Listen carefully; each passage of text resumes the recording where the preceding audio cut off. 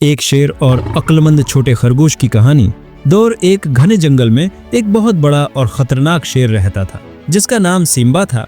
वो अपनी ताकत पर बहुत मगरूर था और हर रोज एक जानवर को अपना शिकार बनाता। जंगल के तमाम जानवर खौफजदा थे, लेकिन किसी में इतनी हिम्मत नहीं थी कि सिम्बा का मुकाबला कर सके। एक दिन खरगोशों की बारी आई। सभी डरे हुए थे, लेकिन इनमें से एक छोटा सा खरगोश जिसका नाम दिलेरो था बोला, मत डरो, मैं सिम्बा को सबक सिखाऊंगा। दूसरे खरगोशों ने हैरान होकर पूछा, लेकिन तुम तो इतना छोटे और कमजोर हो, ताकतवर सिम्बा का मुकाबला कैसे करोगे? दिलेरो मुस्कुराया और बोला, ताकत से नहीं, अक्ल से। दिलेरो ने एक मंसूबा बनाया। दिलेरो जानबूझकर सिम्बा के गाढ़ तक देर से पहुंच। जब दिलेरो सिम्बा के पास पहुंचा तो सिम्बा गुस्से से दौड़ा, तुम्हारी हिम्मत कैसे हुई कि इतनी देर से आओ? दिलेरो ने डरने के बजाय सुकून से जवाब दिया, माफ कीजिए बादशाह, रास्ते में एक और शेर मिला जिसने मुझे रोक लिया।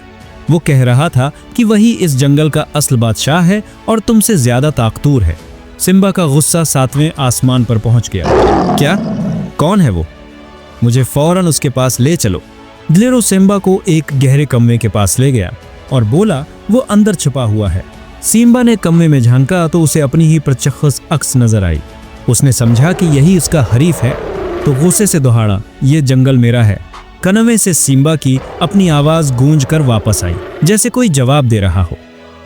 सिम्बा ने समझा कि दूसरा शेर उसे ललकार रहा है, तो वो गुस्से में कनवे में कूद पड़ा और फिर कभी बाहर नहीं आया। जब तमाम जानवरों को पता चला कि सिम्बा ताकतवर शेर मर चुका है तो उन्होंने खुशी से नाचना गाना शुरू कर दिया। छोटे से दिलेरो ने अपनी अक्ल से बड़े दुश्मन को शिकस्त दे दी थी।